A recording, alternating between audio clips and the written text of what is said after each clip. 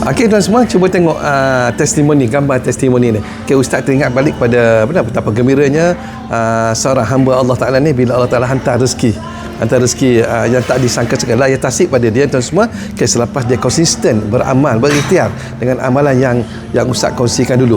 Alhamdulillah tuan-tuan, okay, itu satu kerjaan yang lepas lah. Tapi hari ini Ustaz nak bawa anda selangkah lagi ke depan.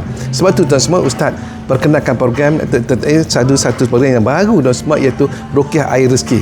Ruqyah Air Rezeki ni adalah untuk ikhtiar terbaru yang Ustaz susun khas untuk anda, untuk membantu anda melakukan cleansing dalam dalaman dan juga buka pintu rezeki dengan lebih tenang lagi. Buat masa ni, tuan-tuan semua, Ustaz hanya buka untuk senarai menunggu saja atau boleh tulis.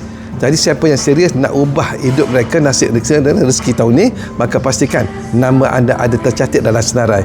Klik link di bawah ini sekarang untuk masuk ke waiting list, iaitu list Ruqyah Air Rezeki. Kita akan ikhtiar bersama-sama dengan anda semua. Assalamualaikum warahmatullahi wabarakatuh.